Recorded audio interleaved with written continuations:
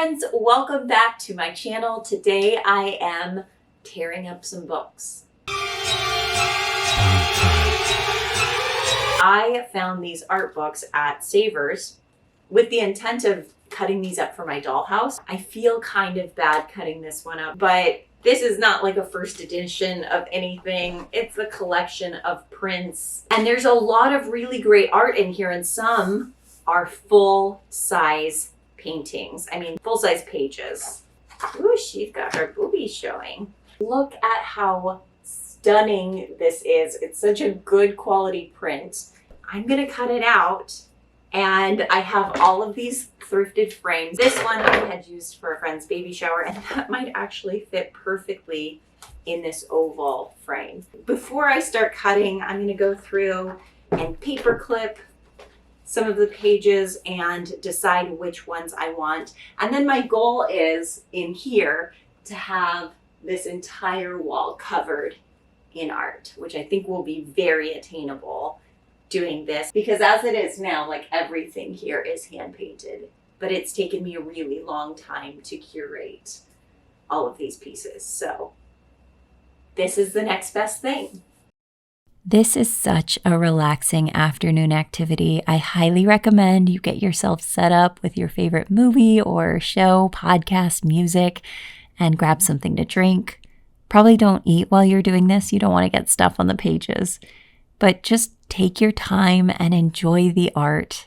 I put a paperclip on anything that even spoke to me in the slightest. You don't have to commit to anything now. You're just kind of putting some placeholders there so you can go back, and then on the second time around, you'll probably have a better idea of which ones you want to start with. My big goal is to have a portrait gallery wall, so I'm really interested in these full-page portrait prints. So I'm starting with this guy. I think he is so beautiful. The colors really go with my space. And from what I understand from the text on the other page, I think this was painted by Raphael. I'll read you a little bit of what it says. Bindo Altoviti was a Florentine banker born in 1491 who lived in Rome. Vasari says he commissioned Raphael to paint two pictures, a Madonna, now in the Pitti Gallery, and Il Ritratto su quando ero Giovanni. I'm probably butchering that. This is translated to his portrait when he was young. But critics have asked, does the suo, his, refer to Bindo Altoviti or to Raphael himself? The ambiguity of the biographer's phrase led earlier writers to believe Vasari was speaking of a self-portrait of Raphael. Recent scholars now agree that he was referring instead to a likeness of Raphael's patron. So I guess it seems like the more modern take is that this is a painting of Bindo Altoviti. But for a while, they thought this was Raphael himself. Anyway, that's pretty fascinating. I just thought I would share that. So let me explain what I'm doing here, and let me preface this by saying I am not a classically trained artist. This is just a craft. This is not life or death. And I'm sure that proper artists might be cringing at this.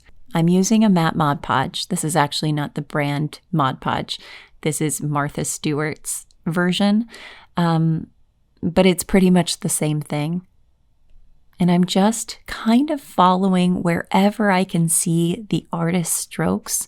I'm trying my best to follow along and kind of recreate those strokes. And I really think that the heavier you can go here, the better. If you can layer on and get some of those strokes kind of chunky, that will give it some texture and make it all the more convincing. However, you really want to make sure that the Mod Podge that you're using dries clear, because if your strokes are a little too thick, sometimes this can dry opaque, and that will kind of ruin the illusion. And wherever I can't see a stroke, wherever the painting looks kind of flat, I'm just doing that kind of lime wash technique, just kind of a brush back and forth in a crisscross pattern, Once everything is dry, you are going to match these up to your frames. And this part broke my heart a little bit, but in order to get them to fit into the frames that I had to cut out some of the background. I had to sacrifice some of the picture.